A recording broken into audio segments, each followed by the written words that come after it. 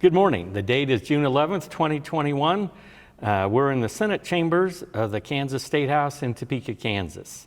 I would note there's some maintenance work going on over in the House chamber today, so we're over across the rotunda. And one quick question, does the setting in the Senate chamber really fulfill a lifetime dream of yours? No. No? Okay. I'm Alan Conroy, and I'm a 40-year state employee with the majority of that service working in the Kansas Legislative Research Department, the central nonpartisan research and budget staff for the legislature. I'm currently with the Kansas Public Employees Retirement System. And today I'll be interviewing Speaker Kent Glasscock, who served 12 years in the legislature. He was House Majority Leader in 1999 and 2000, and Speaker of the House for 2 sessions in 2001 and 2002. Ultimately, Speaker Glasscock decided not to run for re-election in the House and sought another elected office. He's currently President of the Kansas State University Institute for Commercialization and serves as Chairperson and CEO of his family retail lumber and construction business, which operates in Missouri, Iowa, and Kansas. I will be conducting this interview on behalf of the Kansas Oral History Project, a not-for-profit corporation created for the purpose of interviewing legislators. The interviews will be made accessible to researchers and educators, and the interviews are funded in part by a grant from Humanities Kansas. The audio and video equipment is being operated by former House Speaker Pro Tem David Heineman. Speaker Glasscock is from Manhattan, Kansas, and before his legislative service, he served on the City of Manhattan Commission, and from there, then he became mayor of Manhattan. He's been active in lots of course, community things in the Manhattan area. Flint Hills Breadbasket, Kansas Retail Council, Manhattan Arts Council, Manhattan Chamber of Commerce, and Rotary International. In his current role as president of the KSU Institute for Commercialization, which disseminates technological innovations throughout the world, stemming from KSU research via licensing, corporate partnerships, and new company creation. He serves on several boards related to his current position, including Midwest Research Institute in Kansas City. Speaker Glasscock was first elected to the House in 1990 and served in that chamber for the next 12 sessions. He represented House District number 62, which covered parts of the city of Manhattan and the townships of Ashland, Grant, Ogden, Wildcat, which I mentioned is a great name for a township, Zendale, and part of the Manhattan Township. And while serving in the House, he served on numerous committees, energy and natural resources, local government, where he was chair, taxation, appropriations, economic development, governmental organization and elections, also the chair there, and then interstate cooperation, calendar and printing, and some joint committees, pensions, investments, and benefits, a very good committee, Joint Committee on Frontier 2000, and the Joint Committee on Administrative Rules. He served as majority leader before being elected speaker, and then he ran for governor in 2001, and ultimately serving on the ticket as lieutenant governor candidate with Wichita Mayor Bob Knight. Ultimately, Speaker Shallenburger, Lindstrom won the ticket in the primary, and then Kathleen Sebelius won the general election. Let's go wind the clock back, and let's go back to start with about you telling us something about your life before entering the legislature. I noticed you were born in Warrensburg, Virginia. Missouri, I'm sorry. Yep. Warrensburg, Missouri. And so was that a well-kept secret? Do people know that you were born in Missouri? And they do. I don't talk about it, so it's. I moved to Manhattan when I was 4, so I you grew really up in Manhattan. you Yeah, grew up in just Manhattan. Like it's close enough, Yeah, and then I noticed you got a degree in English from Kansas State, and your goals or what you were thinking when you got that English degree. Anything for sure, or is that just? I just was attracted to that curriculum. Uh-huh. I mean, I've always been a reader. I think I thought that most of life's endeavors center around what drives people, humanity. And in the English curriculum, but most people think that's like for fuzzy-headed people. And there are a lot of fuzzy-headed people but also it's rich in critical thinking and recognizing patterns, disparate patterns in reading and writing. Right. And that held me in excellent stead, both in private business and in public life. Right. Well, that's, command of the language, written and spoken. It's all about people. Yeah. What drives them. Yep, that's right. So was your family involved in politics in any way before you ran for the city commission or for mayor and then ultimately legislature? Yes, my grandfather, my maternal grandfather, served 2 terms as Henry County clerk in Missouri. Oh. From 1936 to 1944. Wow. And my granduncle. I'm sorry, do we know his party of affiliation in those years? Everybody in Missouri at the time, except about 12, 13 people, were Democrats. So he was Democrat. And my granduncle was heavily involved in statewide Missouri politics, never held elective office. But he was part of the crew that ran everything in Missouri as Missourians want to do. Right. And, he was like the person that everybody in my mother's generation respected, except for the part where they kind of hated, machine politics, like real bad. So my granduncle and my grandfather, were... did not see eye to eye, and he was a Baptist minister on top. So it was like, Wow. And then my brother, Terry, older than I, served on the Manhattan City Commission as mayor as well, 10 years before I did. Wow. So it's a public service has always been sort of in the family blood. Yeah. So I guess you kind of grew up that interest in politics, public service. You just grew up with it. My mom, oddly, when we were young, my brother and I were young, made us listen to the city commission meetings on the radio. Now, I got no idea why she did that, but she did. Of course, we didn't have any idea what was going on and stuff, but we listened, and there must have been some seepage into our brains of some kind or other. Well, you sound like your mother was right on top of things. Oh, man. Yeah. So certainly some family connections there in terms of politics, public service, but just in terms of, I guess maybe for you personally, was there a mentor maybe in politics or someone you aspired to be in public service that you kind of that role model or? Well, I always saw myself as a traditional Republican. So, it was Dwight Eisenhower, it was Teddy Roosevelt, it was folks like that who I tended to aspire to be like in some form or fashion. Right. And I took the Teddy Roosevelt thing a little too far because he would say exactly what was on his mind most of the time. Yes. And I suffer from that as well. He did get in trouble He did, a little he was bit like, now I and know, then. he did. So did I. So I guess then, was there anybody, I guess maybe pulling it in a little bit, maybe in terms of, Kansas politics, besides Eisenhower and some of those, but just in terms of either in this building or maybe in the Republican Party, as you were starting to sort of ramp up your involvement, that was really, role model, mentor? I had a really good relationship with Bill Graves when he was running for Secretary of State. Right. I met him, and we became quite close, and thought a lot like one another. And so I followed him, and then I was active in his Secretary of State race, and then also in both of his gubernatorial races. And so that was sort of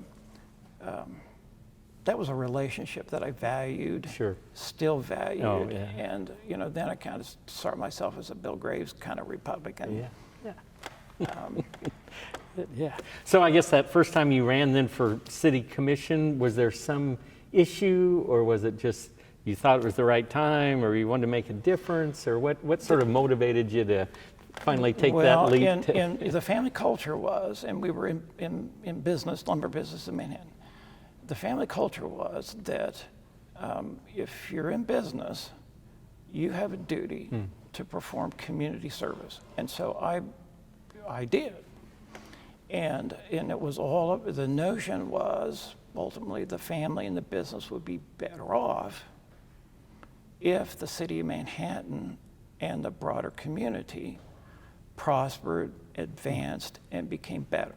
Sure. And so I served on numerous committees, and the city commission race was, in my mind, was an extension of community service. And then when I became elected to the legislature, I still saw it as an extension of community service. But that was very important to us. So it was a natural step, particularly since my brother had been a city commissioner and mayor 10 years before. And he and I were always a little competitive. And I thought, he's not the only Glasscock on the planet Earth, I'm here too. That's great. Difference, I guess, now, so you had that local service, which kind of up close and personal with your constituents, and of course, being in the legislature, of course, bigger grew, well, maybe not, but I guess by the district, and just different interaction with constituents, city government versus state house, City government is collaborative. 5-member commission. It is nonpartisan, and you develop relationships that are closer and more cohesive, I think, because it is nonpartisan. And it was fun. I had fun being a city commissioner and mayor. The pothole calls or whatever, people were very kind. And in the city commission, what I learned was that if you had a really good reason for the way you voted, most people would understand. They wouldn't agree with you, but they believed that you had thought it through and had reached a conclusion that was maniacally wrong, but they still respected the fact that you thought it through and reached at least a reasonable conclusion, differing though it might be from theirs. And did that translate then in terms of legislative votes and legislative action with those constituents? Yes. I learned that very well. And I always conducted myself in a way that advanced that same sort of thinking. So every time I made a vote that people weren't going to like back home, I had a rational basis for it, and I voiced that basis. People are actually pretty nice. Especially Kansas. They just are. I mean, they didn't like it. Got a bunch of meanies out there or anything. Although I've been yelled at a few times going door to door. But Yeah, well, let's talk about then that first run for the legislature, kind of the campaign or the local support. I mean, did you think when you decided to run for the House for the first time from your district that the odds are you thought you were going to be pretty successful? I mean, you had things lined up. I always wanted to be first. And so when I ran for city commission, there were 3 open seats, 2 incumbents running. And so I conducted the campaign because I'm going to be first. And then I was. When I ran for the state house, I ran against an incumbent, a Democrat woman, Katha Hurt, and I knew it was going to be a grueling campaign, and it was. But I thought that my name recognition and the fact that I grew up in Manhattan and if I worked really, really hard, I could win. And fortunately, I was able to win. I was actually and this sort of speaks to gender equality, which wasn't quite there in terms of representation in the House. Right. But I was the third person in the legislative history that had beaten an incumbent woman. Wow. And it was hard. I bet. Although you, if my research is right, you won 54% to her 46%. So you must. So a lot of door to door. I mean, is that? Oh man, I walked. Is that what it took? It was I mean, that's what it takes, I guess. You can walk your way into the State House. Yeah. And that's what I decided to do, and I loathed every step. I just didn't like it, you know. But it gets you elected. Yeah, yeah. Any idea, ballpark, what it cost that first campaign in terms of dollars? Yes. I spent an unheard of amount of money, raised and spent an unheard of amount of money. It was $35,000. Wow. And I raised money. I put my own money into the campaign. Sure. And it was like, you go to win. Yeah. But then you were elected 6 times, so clearly you must have been doing something right, and your constituents must have. Well, you'd hope so, you know. Yeah, and just looking through again, so you never had a primary opponent, I believe, in any of those elections. One time. One time, okay. No, you're right. I never did. And it looks right, like, I never did. So 1990, of course, was Catherine Hurd, as you mentioned. 1992, the opponent was Joe Swanson, and that you won with 76% of the vote. And then in 1996, it was Robert Littrell, and you won with 72% of the vote. So any time over 70%, I think is. And then in 1994, there was a Democrat, Jim Butler, who was James Butler, yes. James Butler, and he filed and he was in the primary, the only candidate on the Democratic side.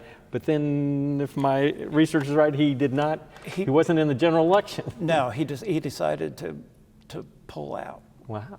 Mm-hmm. And he's just a great gentleman too. Yeah. I mean, I love the guy. Yeah.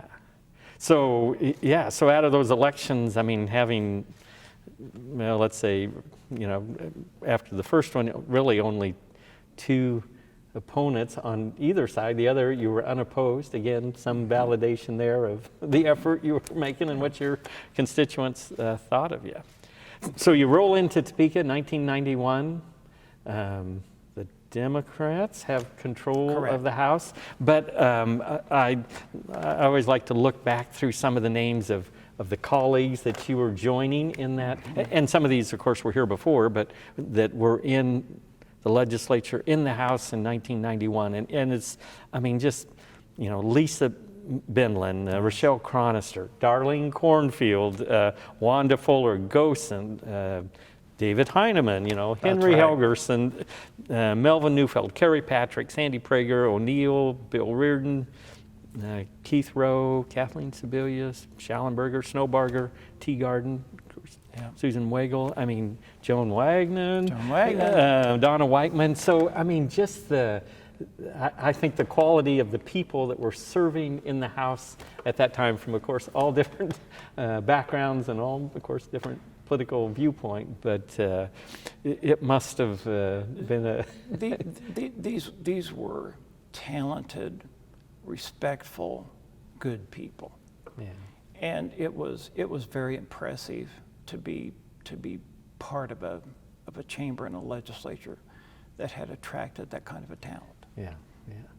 But you were in the minority party that first. Yes. And was that a kind of an eye opener? Speaker Barkus, and it was eye opening, and that was the redistricting year. Yes. And it, those are always just terribly messy. And so Barkus had all different kinds of maps and stuff. and he wanted me to vote for a certain map. And I wasn't gonna. And so he sent someone to me, and the city of Manhattan was in the 2nd Congressional District. And the city of Manhattan tended to look east. And joining the big 1st District was anathema to the folks in Manhattan. And so I got this visit on the House floor, and the visit was, you're either going to vote for this map, or Manhattan's going to the 1st District. Whoa. And it was the first time I'd been threatened. And I looked up at the guy, and I said, nope. Not going to happen. Were they surprised at your answer? It was. I think they thought they were going to cower me. Yeah. And I got, that is not going to happen. I've been in the lumber business. It's a tough business. Contractors. I'm telling you what. So it's like, you are not going to intimidate me, pal. And ultimately, we ended up with a map that was fair to my district. It's the people of Manhattan. So. Yeah. It worked out.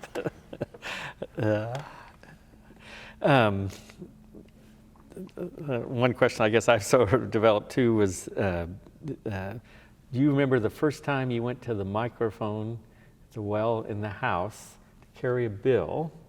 Do you remember, did that make a mark on you, and you remember the bill?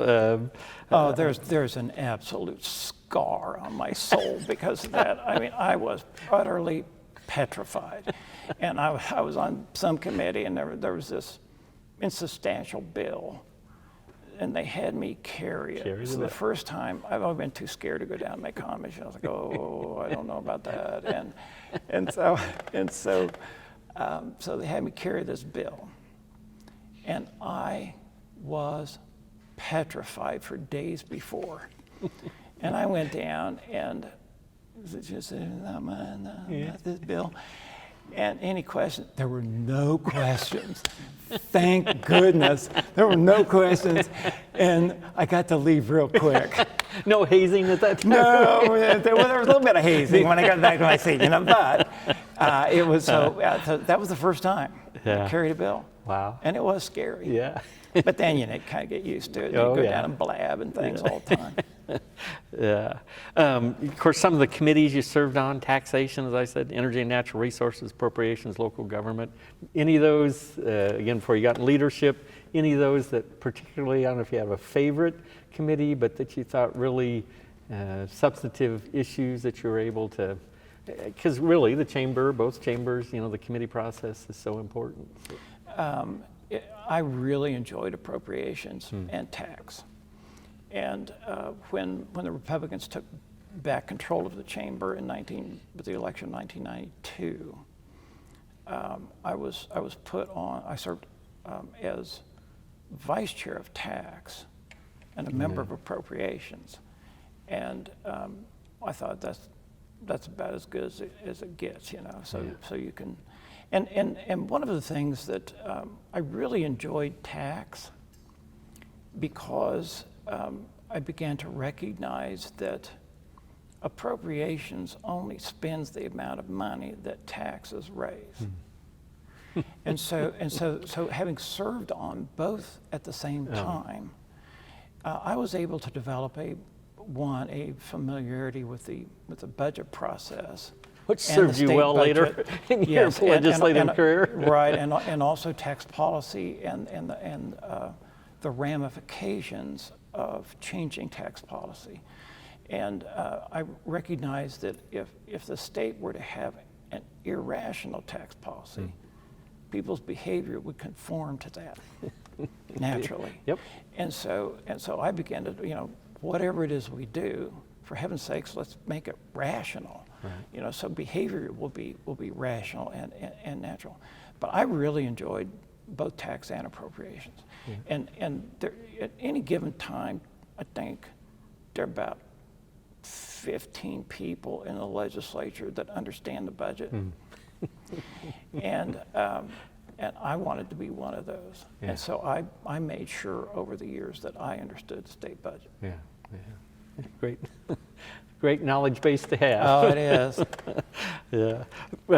We'd mentioned a little bit about speakers, and of course you served under several speakers before, of course, you became speaker. And of course, when you were majority leader under Jennison, if I remember correctly. But I mean, the other speakers, of course, as we mentioned, Marvin Barkus, Robert H. Miller, Shallenburger, and then Jennison. And I don't know whether just the interaction over on here in this chamber, in the Senate chamber, Senate presidents were Bud Burke, Dick Bond, and Dave Kerr while you were speaker. That's right. So you probably had a lot of interaction at that point. Yes, with, indeed. with both. Indeed. But just, I guess maybe just as much as you care to comment, just your relationship with the different speakers through that time, and then particularly maybe while you were majority leader and working not for, but with Speaker Jennison. Yes, I didn't have much of a relationship with Speaker Barkus. He did call me into his office one time over the redistricting and made a second run at me. Robert H. Miller was a fine person, and he treated me extremely well. And great committee assignments, as I've mentioned. Then in 1994, the Conservatives took over the chamber, and I was what was called a moderate Republican, and there were 16 moderate Republicans left in the chamber after 1994, and there were about 75, I think, in the caucus, something like that. And I had a good personal relationship with Speaker Shallenburger. But you know, we were going through those tax cutting years, and so what I did, it was under Bill Graves' governorship. So I was very close to Graves, and we were concerned that the legislature would cut taxes too aggressively, particularly in ways that would undercut K-12 education and social services. And so my assignment for Bill Graves was to mitigate the size of the tax cuts for, I think, obviously good reasons. Right. You know, later during the Bramback years, they didn't mitigate the tax cuts, and there were certainly financial ramifications from that. But so I was doing deals with the Democrats on taxes and a mitigation strategy, and the House leadership, Republican leadership, cast me to the back of the chamber. Literally, almost. No, it was literally. There was like 3 feet behind me and the back wall of the chamber, and you know, you bump your head when you try and get out of your chair, and so it was. That was a very contentious relationship between me and the senior leadership of the chamber, and I formed what we called the Mod Squad, and the Mod Squad was the remnants of traditional Republicans in the chamber, and we worked with the Democrats on some things. I mean, most things we were with Republican leadership, but on the key thing of taxes and funding education. You know, we worked it, and Speaker Shallenburger was highly agitated with me,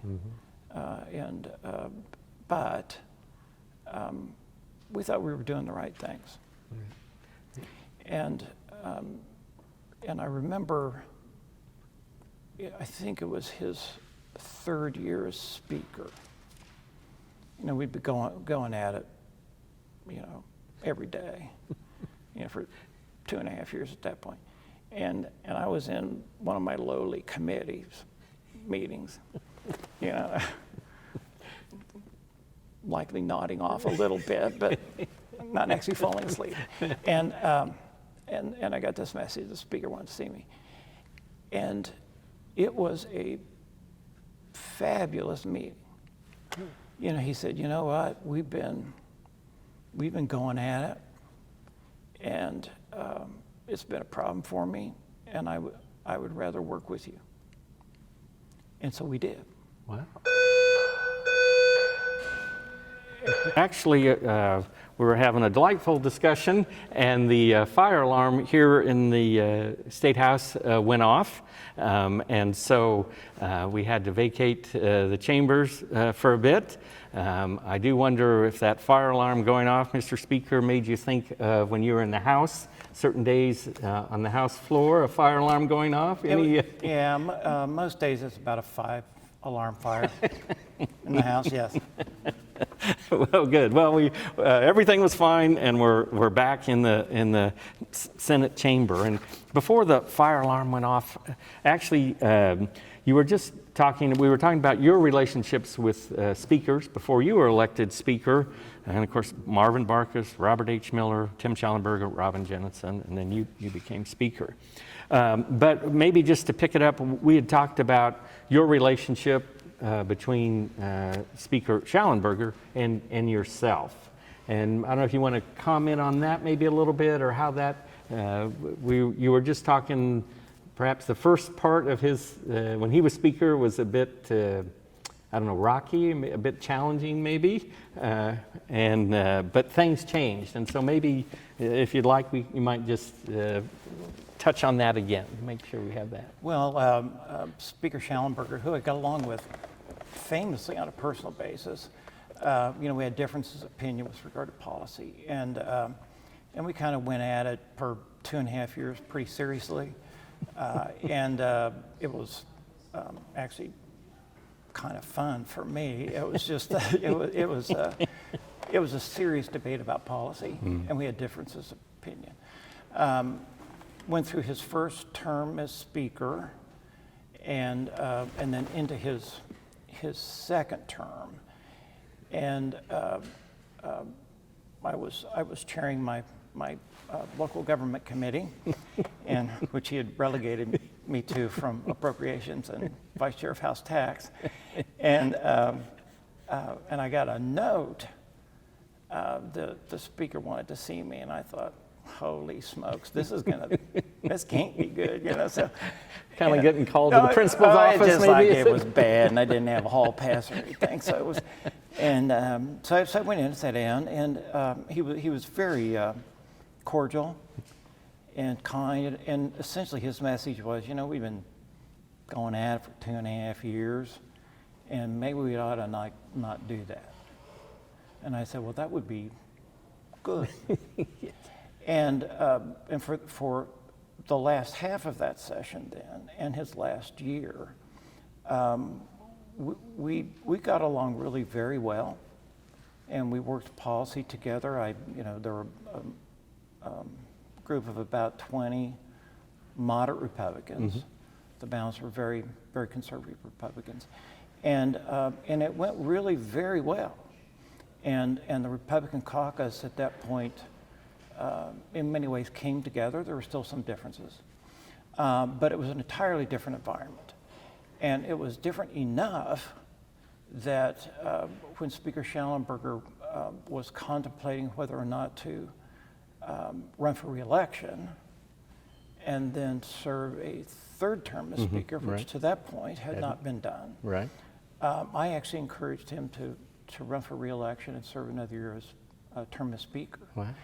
And when he announced his retirement at the well, he was, you know, very gracious, and as Tim always is. And he said, you know, I didn't know whether or not, you know, I ought to run for re-election, you know, and try and serve another term as Speaker. But then I talked to Kent, and he encouraged me to do that. And so at that point, I knew I shouldn't do that. And so he said, I'm today announcing my retirement from Kansas House of Representatives. And of course, Of course, the place erupted in laughter. But we got along very well, and subsequently, I supported him in his bid for the governorship, and we've had a really good relationship, I think, since then. Do you think in the chamber at that time, then, once this sort of truce was maybe agreed, did the light bulbs maybe kind of go on with the caucus, that maybe even though you can have differences, you can still get some things done? It did, and there was just a very harsh divide, and incredibly. I know it's challenging now, but then there were still sort of traditional moderate Republicans in the caucus, not many of us, but that moderate caucus was not wimpish. and was very vociferous and tried to stand its ground. And it became a sharp division in the caucus. And it was really very, very harsh. But after that visit, the tenor was different. There were still policy differences, but policy was pursued in a way that was acceptable and appropriate in terms of tenor and in terms of direction. And it was a remarkable change. Yeah. And I think that it frankly laid the groundwork for,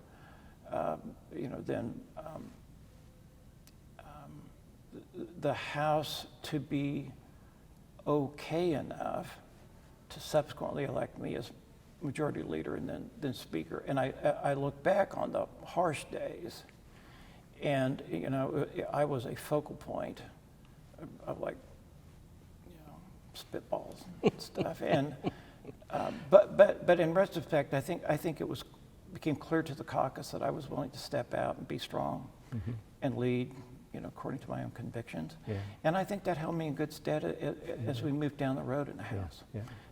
Robin's years were really pretty good years in terms of caucus tenor. And my years as majority leader and speaker, certainly differences occurred. But the atmosphere was really very positive, very positive. Yeah. That's interesting. And so, so you're able to get some things done. Speaker Shallenburger decides he's going to retire, and then, of course, election. And maybe I could pause there before we talk about Speaker Jennison. So that tradition of 2 terms as a speaker, and of course we know there's no legal, no house rule. It's just tradition, and of course that's changed now. Do you think that, if you want to comment, do you think that serves the institution well, or is the circumstances warrant maybe? Right. I think with Speaker Reichman, I think it was probably appropriate, and he was the person. However, I would caution the institution that other states have had speakers that have served for in some cases decades, and the speakership is a bit of an anomaly. It literally controls everything in the House. A speaker can't make something happen, but a speaker can always prevent something from happening, and it's a position that if it's left too long in a single pair of hands, I think it's bad for the state. I think it's bad for the legislative institution, and I think it's our ability to move on, leaders to leaders, I think has been extremely healthy over the course of the last 150 years in the state of Kansas, and that needs to continue. Yeah. So Robin Jennison is elected speaker. You're elected majority leader. I guess earlier you had mentioned at some point when you were in the very, very back row of the House chamber. And then a small cramped quarter, yeah.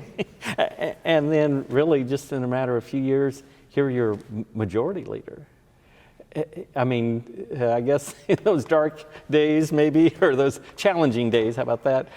Did you ever think then leadership was gonna be on the horizon if you stayed your course? I always wanted it to. Right. And so when the Conservatives took firm control of the chamber in 1994, what I began to do was to recruit candidates in open Republican seats that were sort of, their thinking was more aligned with my own. Yeah.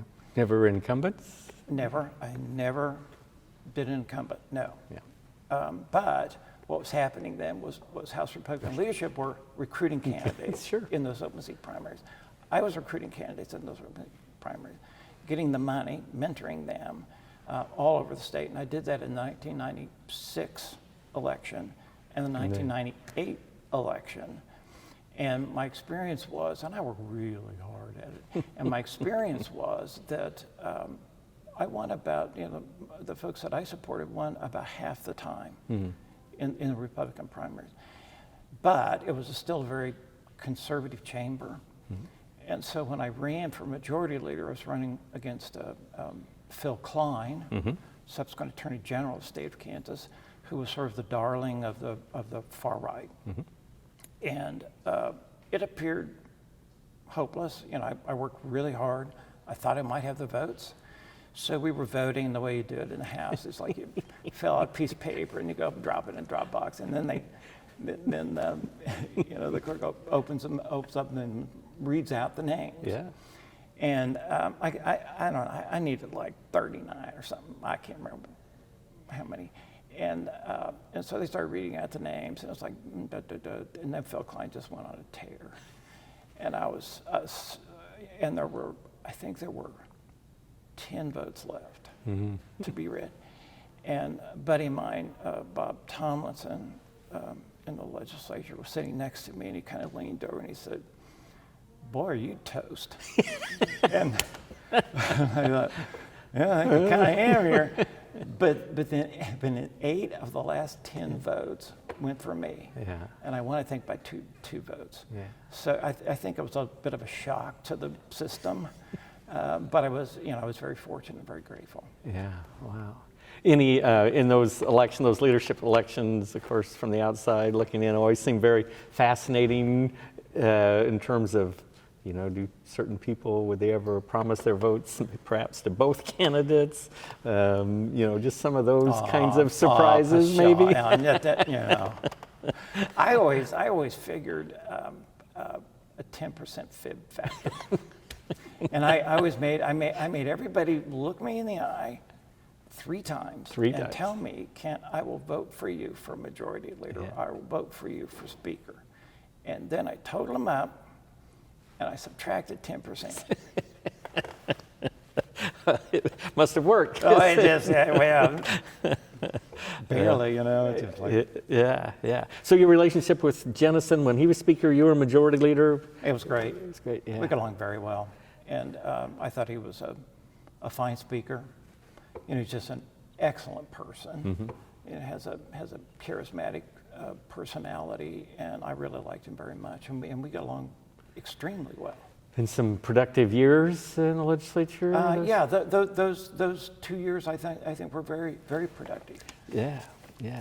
In fact, always getting to do a little research, but I think, and of course, newspaper these days, I think you had even called it perhaps one of the most successful, at the conclusion of one of those years, one of the most successful and productive sessions on record. And maybe that's said every time, but it sounded like you really meant it, I guess. I actually did mean it. And I thought Robin did a nice job. Yeah. And the caucus followed leadership pretty well. And Robin was more conservative than I, so the moderates and the conservatives in the chamber each had someone to talk to, and Robin and I worked very close together. Yeah. And in those years, there was never any light between the two of us on issues or how to conduct the House. Yeah. And so during those that it would have mattered, because I was a majority leader and he was speaker, but during those years, so any coalition across the aisle, the Democrats and either conservatives or moderates. They just that never. that was not. There were still splits. Sure. And Robin got frustrated with some folks in the caucus during his speakership. Yeah. But I thought those years were really very, very good years. Yeah.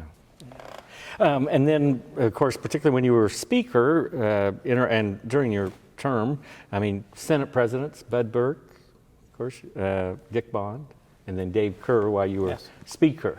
Any reflections or thoughts on the relationships or interaction between the two chambers going across the rotunda? Or? There's always friction, and there's a difference of opinion. I think that difference is built into the system.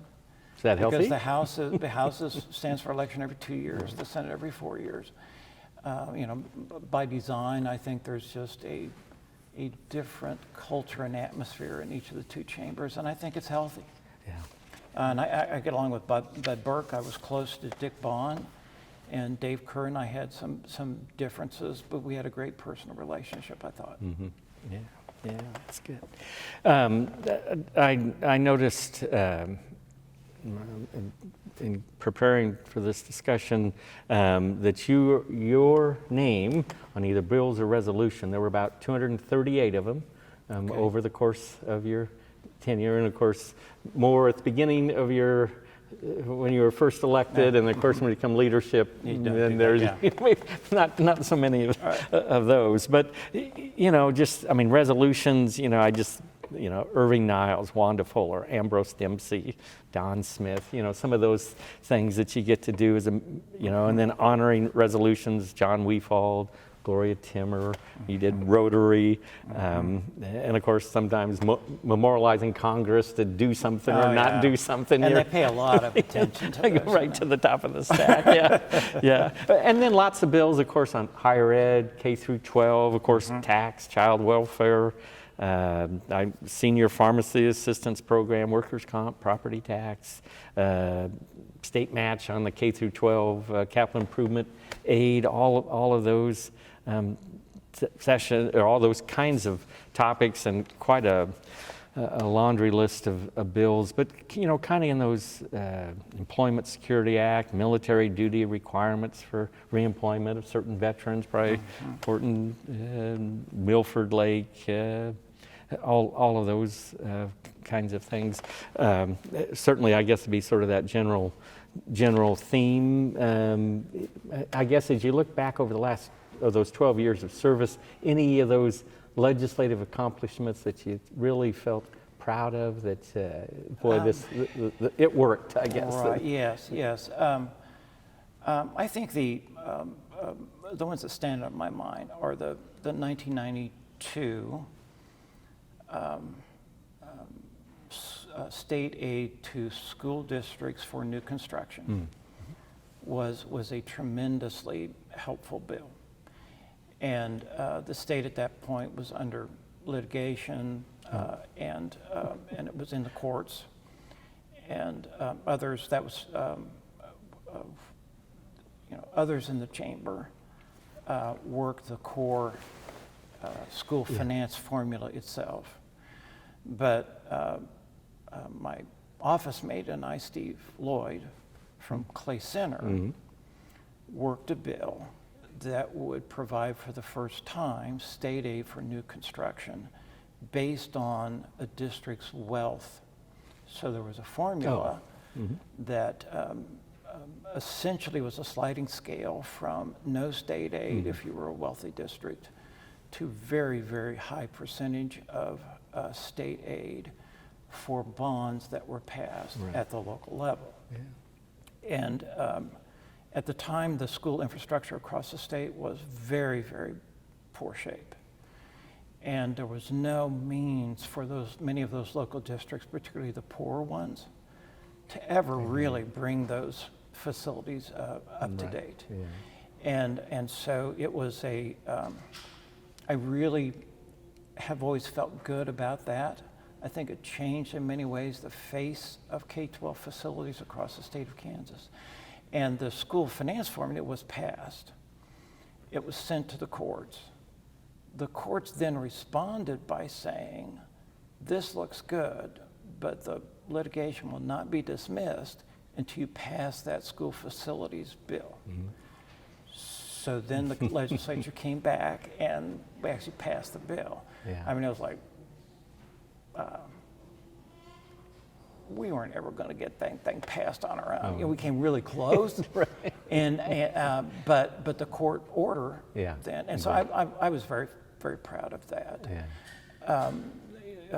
You know, this will sound real bad, but in my 2 years as speaker, it was the dot-com bust. State finances were in shambles. My first session as speaker, we adjourned the first session to come back 3 weeks later to the veto session, the omnibus budget. And during that time, the consensus revenue estimating group met. And they lowered the state estimates for the ensuing fiscal year by $250 million, which at that time was about 5%. So we came back and we cut the 5% out, but we didn't touch K-12 and we didn't touch higher education. And I feel really good about that. And now, sort of another oddity in that respect that I feel good about, even though it will sound kind of strange. My second year as speaker, we were still in financial shambles. Yes. Even though we'd cut that 5% out. So at that point, I was not going to be able to avoid cuts, significant cuts to K-12 and higher education, and those educators always meant a lot to me. So we were going to have to raise taxes. It was an election year for the House, and the first day of the legislative session, Jim Garner, the minority leader of the House, came to see me, and he said, Kathleen Sebelius is running for governor. I said, yes. And he said, here's the deal. They've been doing polling, and the polling says that if Democrats support a tax increase, they are going to underscore the fact that Democrats like to raise taxes, and so none of us are going to vote. So at that point, I had to have a huge position, a part of my caucus, to vote for a tax increase. We, in the end, got it done, but it was quite a chore. I also oddly, again, Robin Jennison, I've been on a farm. I eat food. That's about the extent of my agricultural knowledge. So Robin Jennison, at the time, confined animal feeding operations were sort of blossoming and growing across the state. Environmental issues all around. And those regulations were called the abortion issue of ag. And so Robin Jennison inexplicably asked me to chair a task force to create new policy around confined animal feeding operations, CAFOs. And it was a rich experience for me. We actually got it done, and that policy has remained in place. We also did, we were beginning the renovation of the state capitol. And it kind of been sort of flailing a little bit. And so I worked with Dave Kerr and others, and we reorganized that effort and the accountability with it. And it really, really helped, I think, the process of Capitol renovation. And we had to run a bill because we were going to add a parking garage underneath the Capitol. And as I recall, it was about $15 million. And it turned into this roundhouse debate, and people are like, well, legislators, don't deserve a parking garage, and blah, blah, blah. We were able, in the end, to get it passed. Yes. And it was absolutely the right thing to do. And I'm very proud of the Capitol restoration. It is a beautiful Capitol now, and so in need of renovation. I did have one really big disappointment. That was going to be my next question. Some successes, and then one just didn't quite get across the finish line. When I was majority leader, I had my staff do significant research attempting to find out what are those things that need to be put in place and have empirical evidence to support how to increase high school graduation rates and decrease dropout rates, and then enhance sort of the outcomes of low performing students through the K-12 system. And they came back and they said, in pre-K through 3, if there is significant attention paid to those students that are not at grade level in reading and math, even to one-on-one help, if the reading and math outcomes by 3rd grade are at pace, then you change the trajectory of a child's life. And it was clear evidence. And the second thing was that if in those years a student had back-to-back bad teachers, poor teaching, and they struggled, they were strugglers, then by the end of 3rd grade, they could not recover. So if they were struggling and had bad, so then they researched, okay, so how's that happen? Well, part of the issue there is there's a big fallout of teachers in the first 5 years of teaching, and they leave the profession. Well, the counterbalance to that is significant mentoring by successful teachers. And that has a material impact on teachers and so a tremendous impact on students. So I introduced a bill called Years of Promise, and it had a price tag of $20 million to do significant one-on-one with struggling students and mentoring of teachers, and there was reward for teacher mentoring and for become a nationally certified teacher. And it passed the House overwhelmingly, and the Senate would not take action. And I thought it was a horrible mistake on the Senate's part. I've regretted it ever since. And I tried like the dickens to get Years of Promise passed, but it didn't happen, and it was a grievous disappointment for me. But certainly some good successes, like you talked about, and particularly when you were speaker, there was difficult budgetary times. So I guess maybe you could even enjoy those 2 years as majority leader when things. They were a lot easier. One, you're not really in charge, and two, they were just easier years. That's right. And again, preparing for this, and of course you always get the chance of, and I try not to do it very often, but there was one quote, one of your quotes that I came across. This was in 1993. Major flooding going on in the state. In fact, Representative Joan Wagner was concerned. The governor was actually, I think, in Europe on a trade one of those trade missions, and so she was right. Joan was right. And so your quote though was, "I don't know what Governor Finney needs to know about foreign trade, but we can teach her all she needs to know about sandbagging." Which I think I said in about 5 minutes, and so and it was certainly a flippant remark, but. Manhattan at that point was severely stressed. We had heavy flooding, and it was in the middle of the summer, and it was just hot, and of course humid. And so every day I was out doing sandbags and stuff, and it was just a remarkable, sort of scary time. At one point, the Blue River was anticipated to cut a new channel. That would have gone right through the industrial park and Walmart and a whole bunch of places in Manhattan. So I was just kind of irritated anyway. And so the media caught me at just exactly the wrong sweaty moment. And I said that. So then subsequently, Governor Finney flew into town.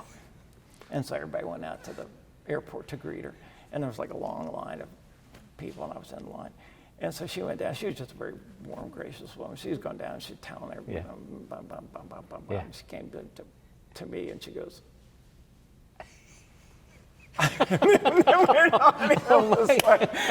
was like going, oh, no, man, I'm not doing that deal. Maybe here in the remaining time we have, so you mentioned Governor Finney, but of course, and you kind of touched on it, but your relationship to Governor Graves, you served on his transition team in 1994. You were then helped, I think there was a group of Lieutenant Governor and Gloria Timmer and Governor's Chief of Staff put together kind of the budget plan for his second term. And again, one other quote you said about Governor Graves: "Neither one of us tend to be guys that want to jump off the edge of a cliff. The governor likes to get along with everybody, and that's my personality trait over the years. In a lot of ways, Bill Graves is a policy wonk, and that's kind of the way I've been too." I think and you wear that true. badge, that title, I guess, Yeah. policy wonk with pride. Yeah. Wonk is kind of an interesting word, but I just am that way. People used to ask me why I was in elective office. I mean, you take abuse and stuff. Right. And they asked me if it was fun. I said, no, it's not really fun. But it was the policy that interested me. Yeah. And Bill Graves was that way as well. And he created a culture that was very positive around him. And I was fortunate enough to be close enough with him that I helped that small budget group help craft 6 of his budgets. Yeah. When I was speaker, I no longer obviously did that. But it was a healthy relationship. I thought he was an outstanding governor. He was a person that was focused on results, and he was a person that was focused on not creating division. And I think he got along with all factions in the House and the legislature. Certainly, there is a natural friction between the legislature and the governor. Sure. And I think that that's healthy as well. Yeah. But it was a great relationship. I love the guy. Yeah. And he was just the right person, I think, for that time. Yeah, and I think too, just your, group or association rankings for whatever they're worth. I mean, you had some where the Kansas Chamber rated you at 100%, KNEA rated you at 84%. Sometimes, I mean, I think that takes kind of a special person. Maybe not; those groups may not always be headed in the right same direction. And to have high rankings from both of those, entities. Well, I think I came from a business background, and so I was very supportive of the Kansas Chamber then and their initiatives. But I've always seen education, K-12 and higher education, as a part of how to advance a state socially and economically. Yeah. And the truth is, the higher the educational attainment of a citizenry, the more prosperous and socially mobile that citizenry is. And I think there is no conflict whatsoever between supporting education, both K-12 and higher education, and the business interests of the state of Kansas. And one other thing I did notice when you, in the clips, during those tough budgetary years, when you were speaker, and of course cutting lots of the budget, and you talked about the parts you were going to have to cut, there was a tent city that was put up for a little bit out on the Capitol grounds. People with disabilities, and were concerned about, of course, what was going on in terms of budget cuts. But I thought it said a lot. At one point, the Speaker of the House, yourself, Kenny Wilk, Rocky Nichols, and Bob Bethel took donuts and hot coffee because they go out to those people that were out there in their sort of small tent city out on the Capitol grounds. I had forgotten that, yeah. But it was certainly it was a very harsh time, and really the legislature was trying really hard to ignore those folk. And so we organized that little group, and I said, we're going to go out and visit with them. And so we did. We got coffee and donuts, went out and had a really nice visit. You were probably with surprised them. to see yeah, you. I think they were like kind of shocked, but they liked the donuts and coffee, so it was okay. And I think that it helped to create an environment by which they knew we actually cared about them. We heard them. Right. We were willing to listen. We were willing to put ourselves in front of them on a personal basis. And I think that matters in governance. Mm-hmm. I mean, it just matters. Right. People want to be heard. They want to be seen. They want to be interacted with on a personal basis. Yeah. And we were able to do that. And it was the right thing to do. And it was, we weren't sort of, there was some trepidation, but it worked out great. And and Rocky, Bob Bethel, yes, I mean, what a group to go out with. Oh, they're just wonderful, yeah. Truly wonderful people. And it was a great experience for me. Mm. It really was. Yeah, yep. I guess 2 more questions, and I think we're about end of our time. And one, this is a required personal identity question that we ask all participants that are doing interviewing, and it's just, so I'll read it. It's so the same question is asked of everybody.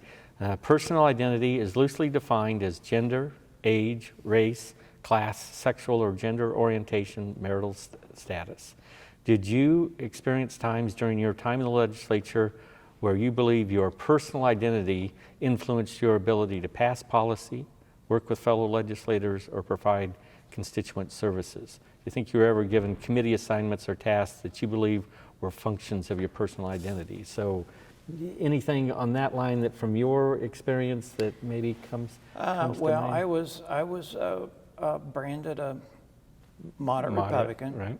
And then, just as now, I was branded a Republican in name only, a rhino. Mm-hmm. And in the years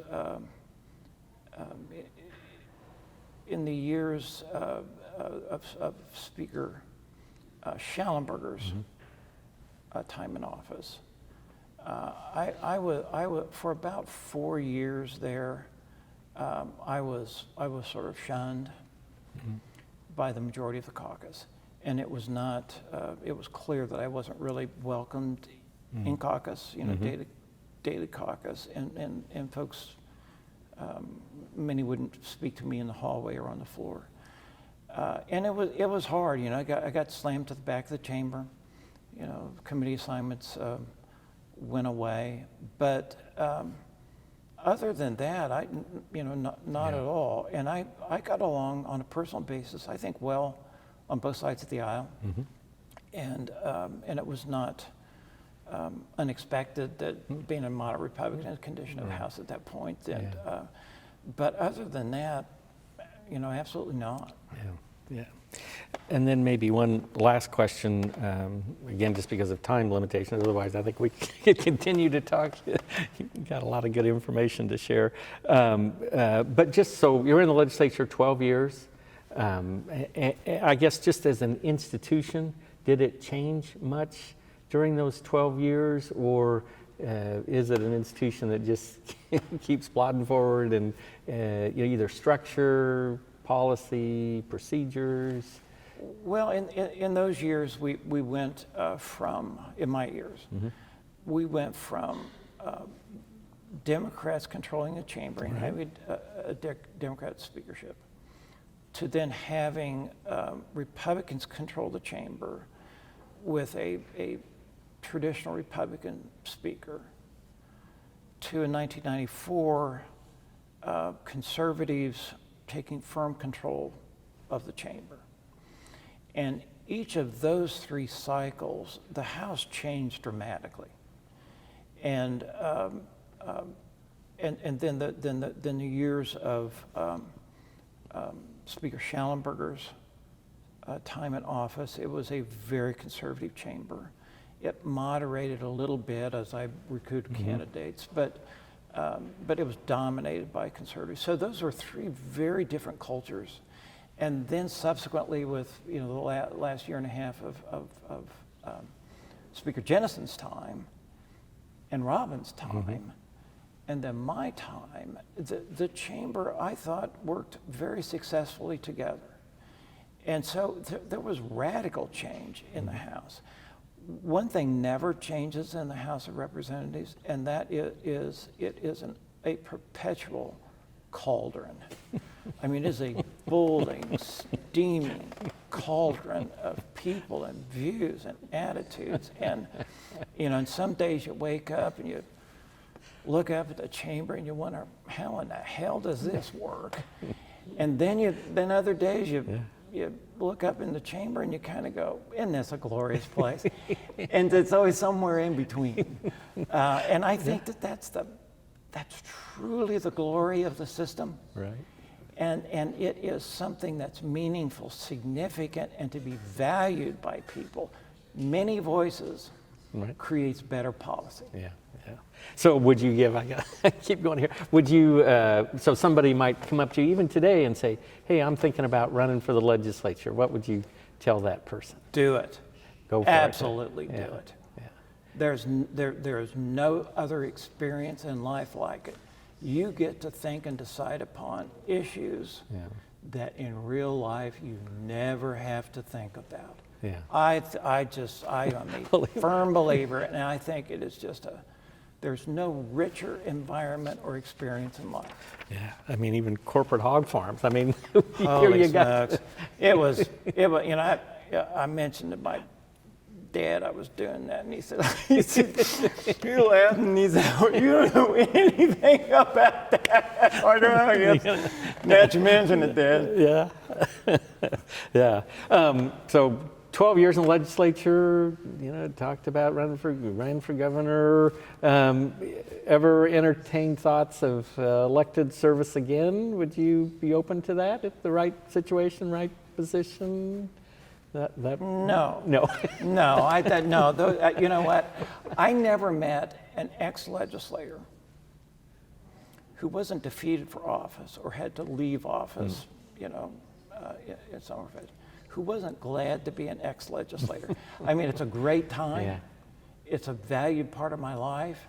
But when it was done, and that's part of the process. Your seat is on loan. Mm-hmm. It's not your seat. Yeah. It's on loan. Yeah. And sometimes it's just time to go on and let the others, have their time. Sure. Their time at the plate. Yeah. And I think that's the marvel of it all. Yeah. So no, I've had that itch scratched heavily, and I'm fine. We've covered a lot of subjects here, topics. Anything maybe that I didn't ask you, or any other comments you want to sort of get on the record at this point for those researchers or educators that'll be interested parties that'll be interested reviewing this conversation? You became director of Kansas Legislative Research. Mm-hmm. And that was an accomplishment of mine. Dave Kerr and I selected you for that position. I do remember that. And it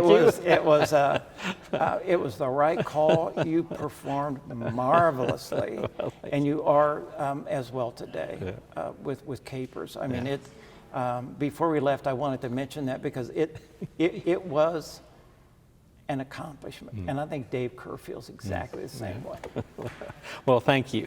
Thank you for your time. So we're concluded our interview today of former Speaker Kent Glasscock, who has quite a record of public service. I'm sure still more to come, but for his 12 years in the legislature and his service to the state. So thank you for that public service. And we appreciate what you've done for the state of Kansas, and very kind. So that's right.